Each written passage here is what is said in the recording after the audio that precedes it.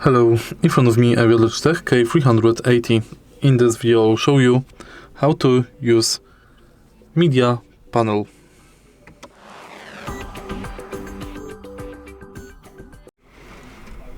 In the beginning, take a look at the top of your keyboard.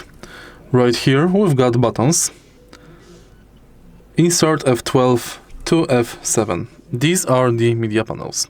Press Insert to increase the volume. F12 to decrease.